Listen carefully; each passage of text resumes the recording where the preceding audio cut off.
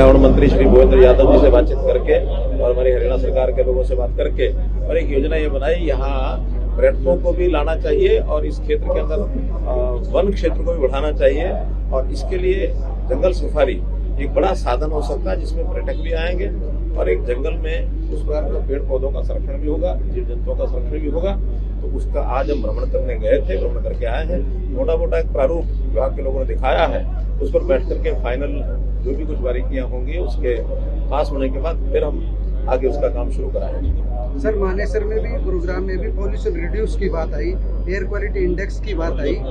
सबसे बड़ा तो महकमा भी आपके पास है, RRTS और मेट्रो की जो दोनों परियोजनाएं हैं, उसको लेकर के हम कब तक उम्मीद कर सकते हैं? हरियाणा कब तक उम्मीद कर सकते हैं? लगातार हर चीज पर काम चल रहा है, क्योंकि बड़ी प्रोसेस लंबी होती है, उसकी फिजिबिलिटी देखनी पड़ती है, फिर लैंड की जरूरत होती है, लैंड एक्वायर करनी पड़ती है, बाद में फिर इसका केंद्रीय कैबिनेट से भी पास होना होता है। तो ऐसी प्रोसेस में 6-7 महीने लग जाते हैं, लेकिन काफी काम उसमें हो चुका है। अब अंत में कैबिनेट से जैसे ही क्लियर होकर आएगा, इन दोनों प्रोजेक्ट पर काम शुरू होगा। जो गुरुग्राम की मेट्रो है उसका काम शुरू हो चुका है और उसको अब बहुत जल्दी तीव्र गति से आगे कैसे बढ़ाया जाए इसको विचार कर रहे हैं। लेकिन मेट्रो की आवश्यकता और भी ज्यादा हमको यहाँ रहेगी, क्योंकि जिस प्रकार का डेवलपमेंट, जैसे बिल्डर्स आ रहे हैं, जैसे लोगों का निवास और इंडस्ट्री जैसे बढ़ रही है, तो इस कंजेशन को दूर करने के लिए हमको RRTS भी शुरू करनी है, मेट्रो को भी शुरू करना पड़ेगा।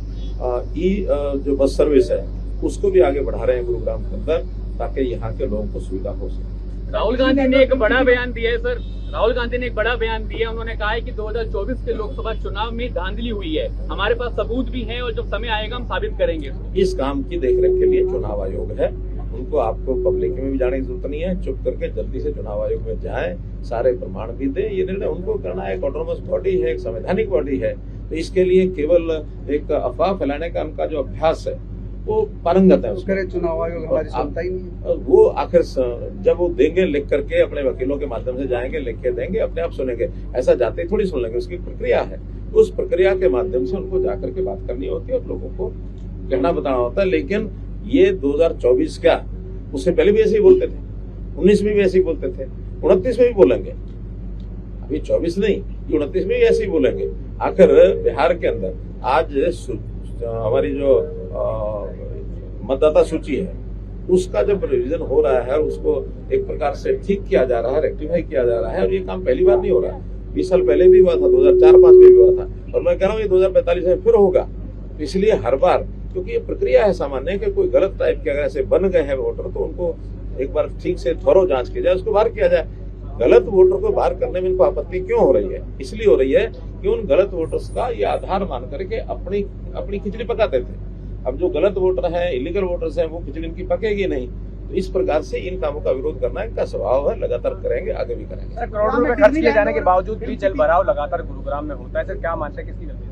सर, गुरुग्राम में डिस्नीलैंड को ग्रीन सिटी बनाने पर विचार किया जा रहा है, कितना सिरे चढ़ाई प्लान?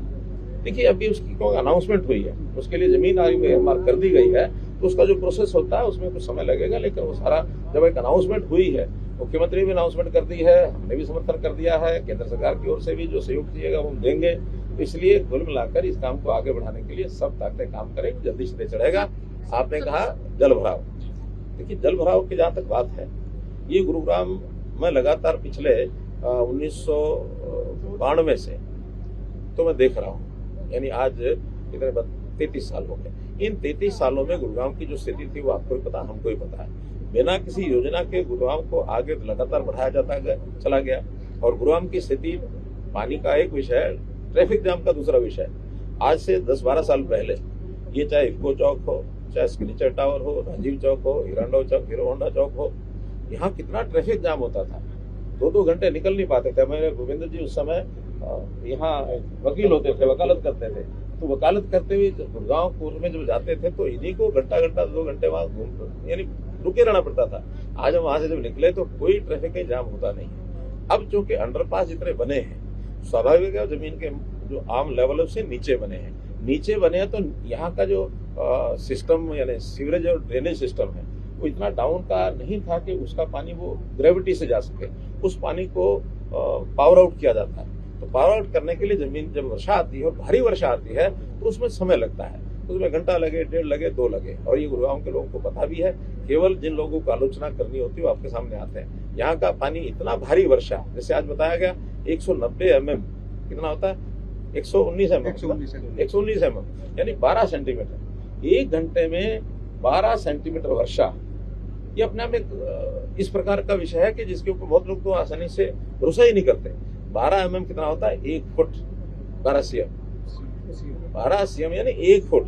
1 फुट पानी 1 घंटे के अंदर आएगा और सब तरफ से इकट्ठा होकर आएगा, लो लाइंग एरिया उसमें रहेगा, जाएगा तो उसको जल्दी निकालना, ये एडमिनिस्ट्रेशन का काम है। और मुझे लगता है 1-1.5 घंटे से ज्यादा पानी रुकता नहीं। सर, दिल्ली चांदनी चौक की तर्ज पर गुरुग्राम को पार्किंग की समस्या को लेकर के, ट्रैफिक जाम को खत्म करने को लेकर के लगातार प्रयास किए जा रहे हैं।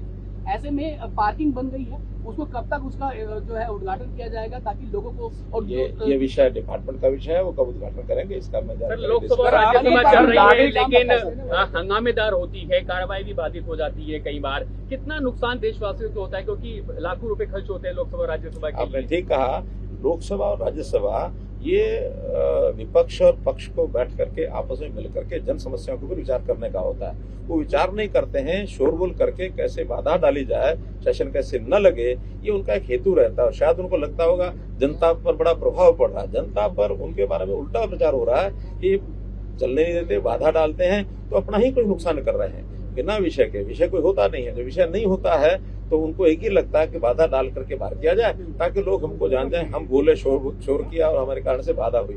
समझदार आदमी, आम समाज इस बात को समझता है, अनपढ़ नहीं रहा समाज समझता है कि जितनी ज्यादा बाधा डालेंगे हमारे विषयों के ऊपर चर्चा नहीं होगी और जनता का उसमें नुकसान होगा। इसलिए अल्टीमेटली ये नुकसान इनको भी होगा, इसलिए इनको समझदारी से काम लेना चाहिए, ऐसा मेरा कहना है। धन्यवाद।